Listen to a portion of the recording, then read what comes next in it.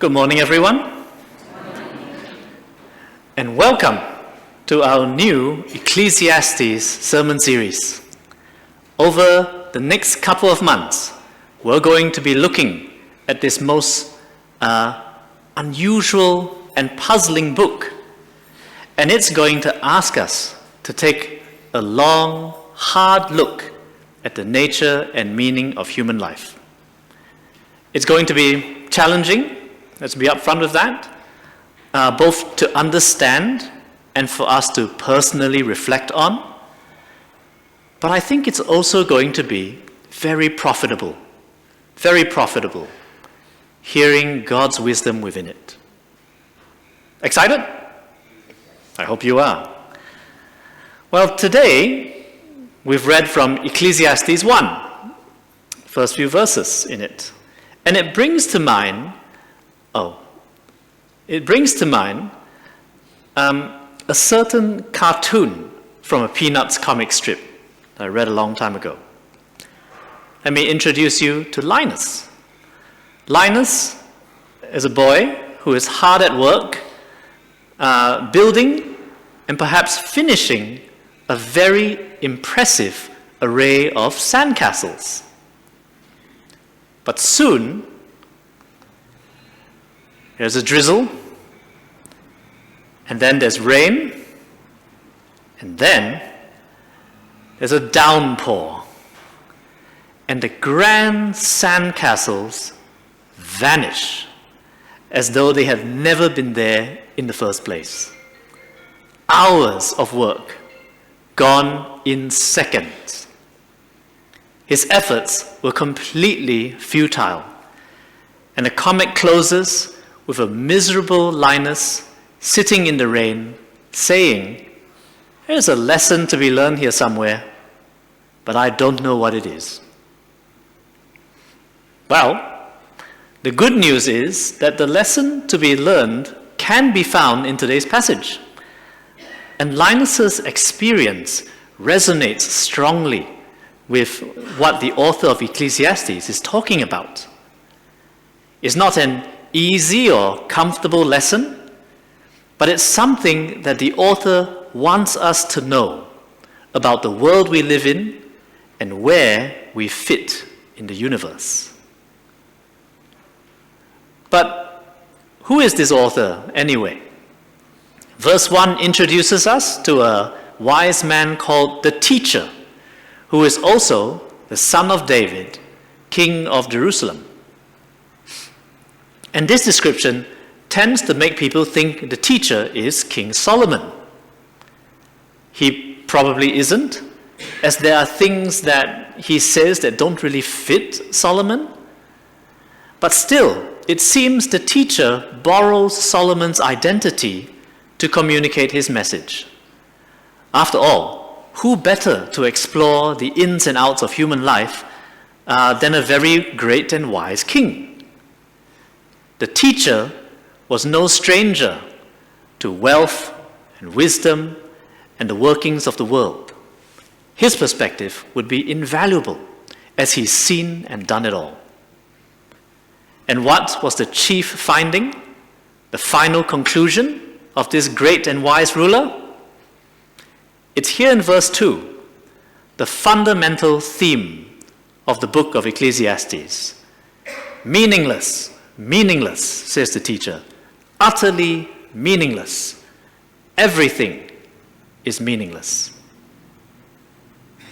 Wow, that's a difficult statement. Does the teacher really believe that everything is meaningless? Later on, we actually see the teacher value wisdom over folly and even commend various activities as good and worthwhile within themselves. So the good news is everything is probably not meaningless in that sense. There is, however, a translation issue here. And for us to better understand these verses, we'll need to learn a bit of Hebrew. Now, people's brains might be bracing for impact, but don't worry, it's not very hard. We just need to learn one word. The word meaningless is actually the Hebrew word hebel. And hebel means breath or vapor or smoke or mist. So verse 2 really looks something like this. Hebel of hebels, says the teacher, hebel of hebels. Everything is hebel.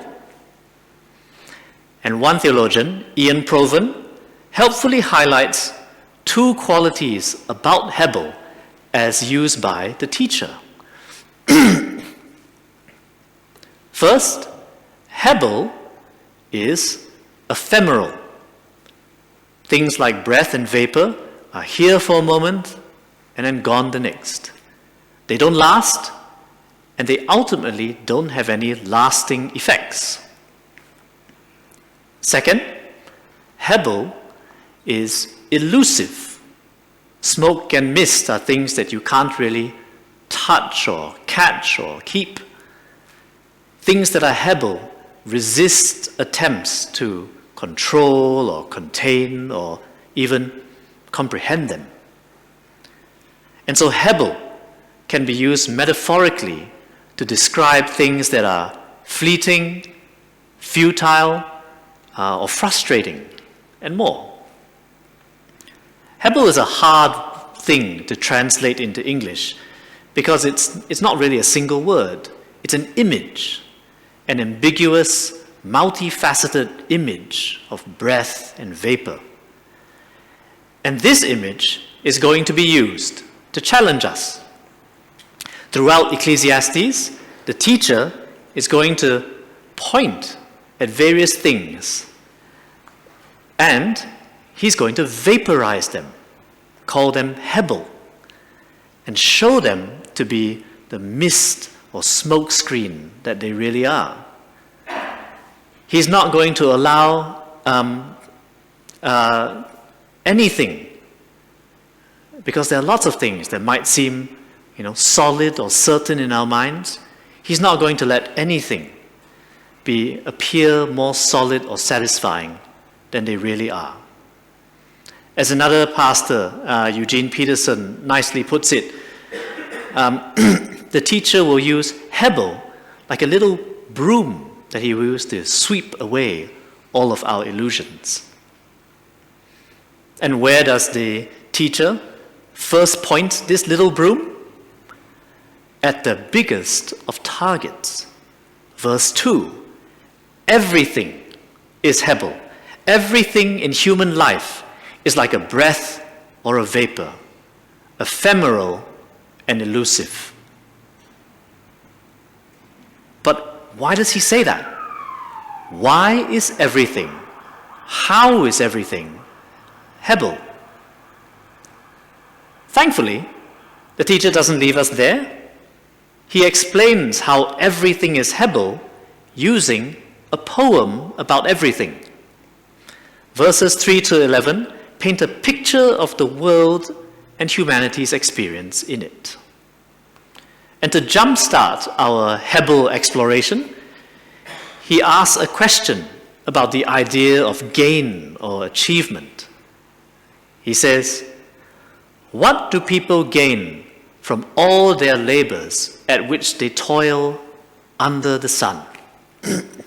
That is, when thinking just about our human life lived on earth and nothing else, at the end of all our work and effort and toil, what do we get? What do we truly gain? The poem doesn't answer this question directly. We'll come back to it later on.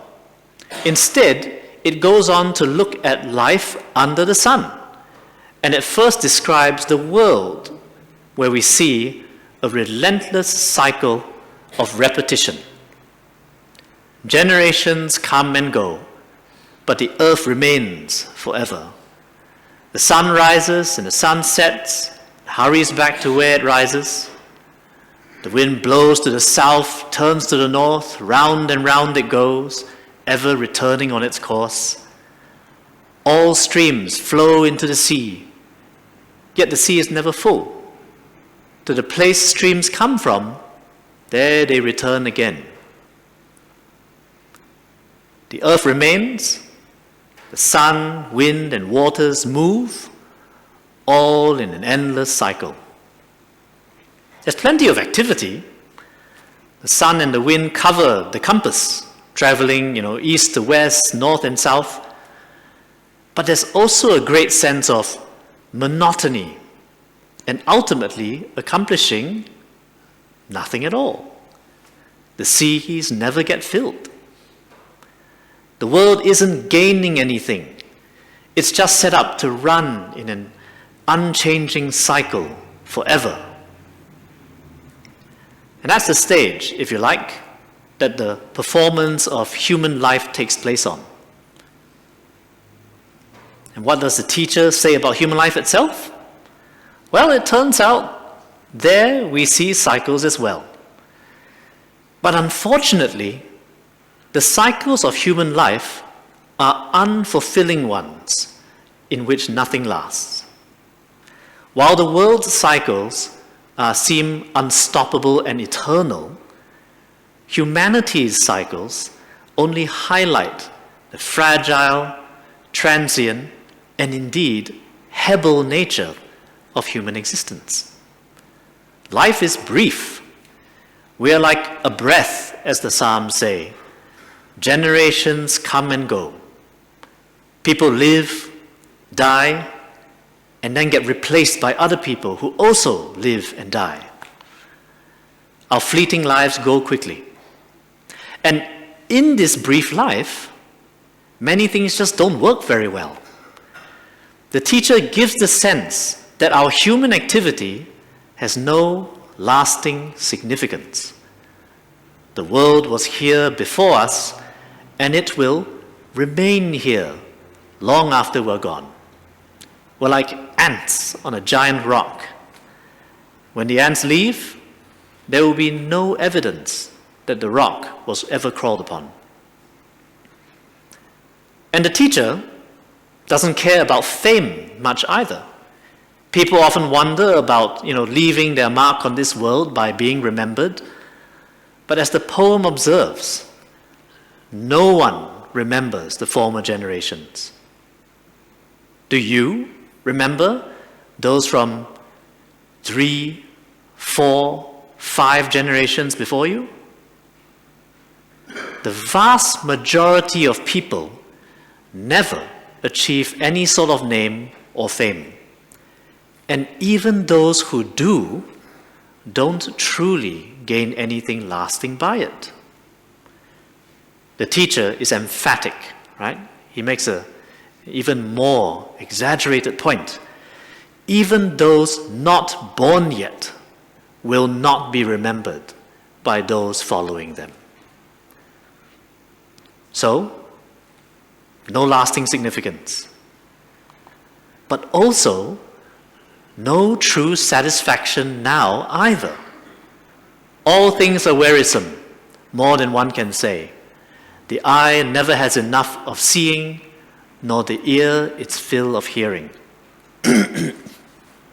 Just like the sea that is never filled, people hunger for and chase after things to satisfy them, but the hungers are never fulfilled, and the chase never stops. There is no true satisfaction under the sun. And speaking of under the sun, there is of course also nothing new under the sun. Some of the teacher's most famous words. What has been will be again. What has been done will be done again. There is nothing new under the sun. Is there anything of which one can say, look, this is something new? It was here long ago. It was here before our time. History repeats. Events, ideas, personalities, they've all happened before. And importantly, they have not changed, right? None of them have changed the basic script of life. Now someone might argue, but wait, there's so much technological progress today, there's so much scientific progress today, we're discovering so many new things. Aren't these new?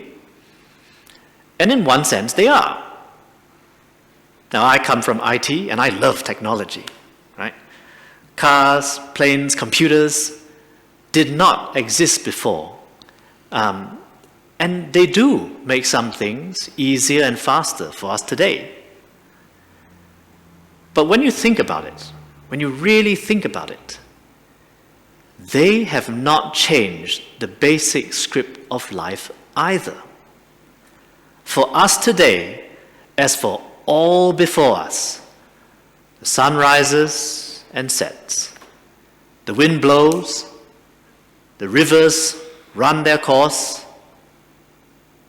and people continue their endless quest for fame, power, and happiness, even as they move steadily towards death.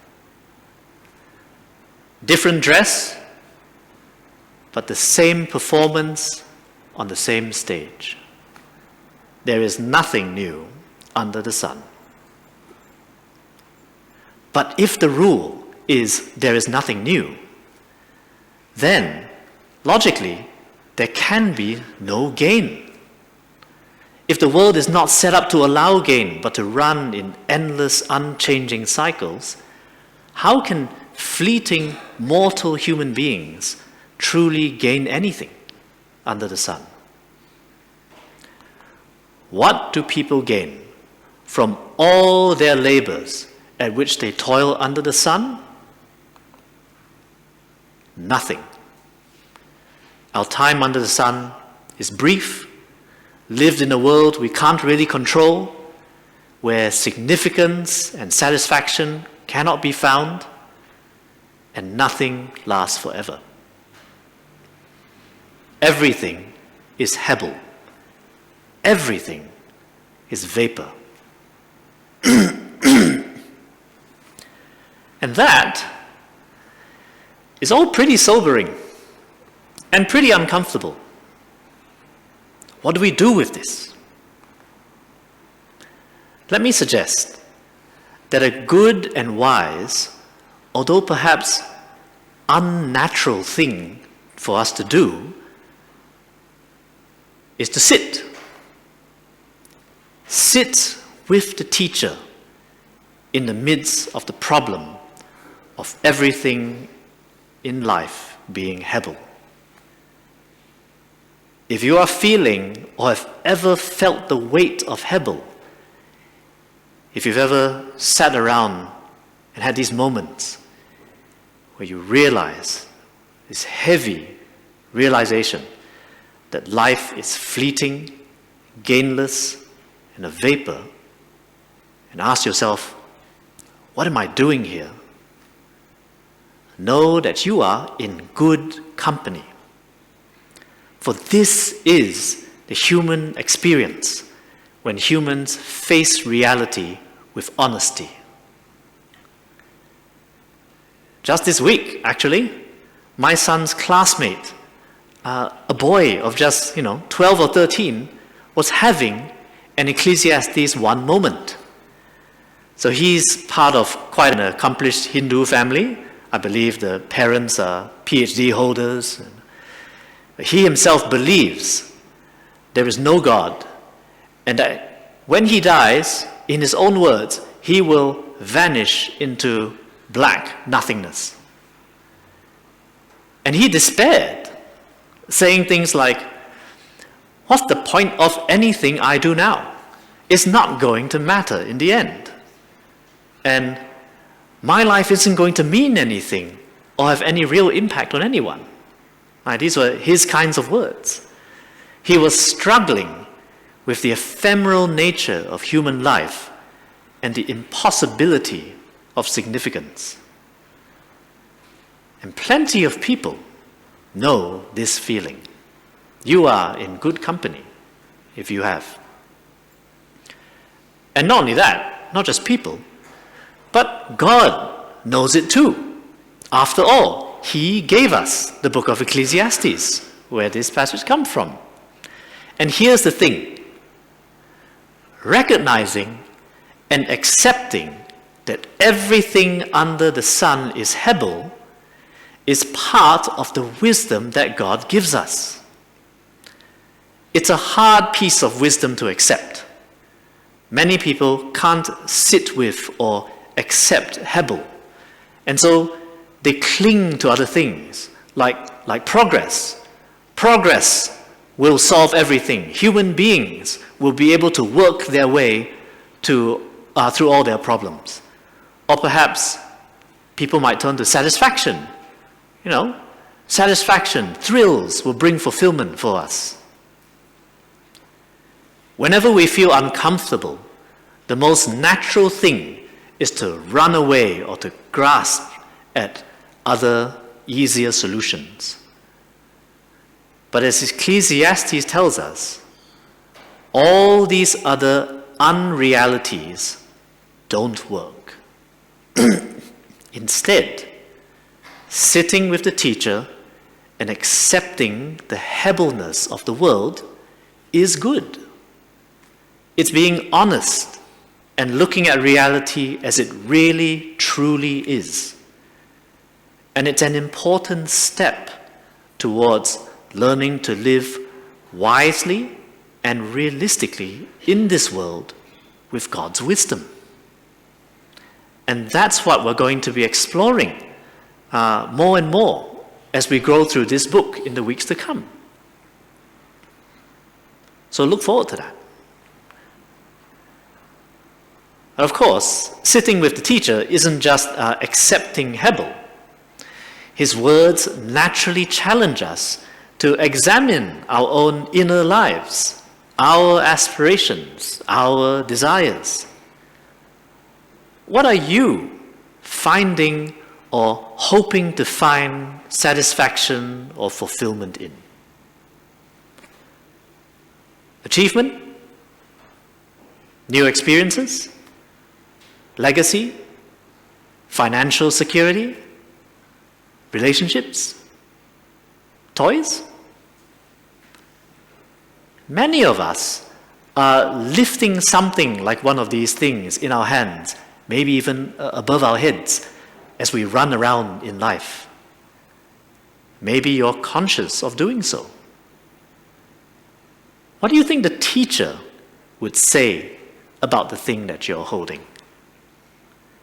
Do you think the teacher might perhaps want to take his little broom and sort of sweep it out of your hands? Now, don't get me wrong. I don't think the teacher is saying, don't have these things. Don't have achievement, don't have relationships. No, I don't think he's saying that. But so long as they are things under the sun, he urges us to recognize their true nature as Hebel. The key question for us is, how high are we holding them? How tight is our grip? Are we holding these things as more solid or more satisfying than they really are? To that end, let me end by pulling up Linus again for us to ponder. Sandcastles. Are you building sandcastles that are going to be washed away by the wind, the waves, or the rain? Are you building or chasing Hebel? Let us sit with the teacher and with Linus in the rain, and let us ponder the Hebelness of life in this world with carefulness and honesty. And as we do that, may God work in our hearts to more deeply desire His wisdom for living in this world, for living where He has placed us in the universe.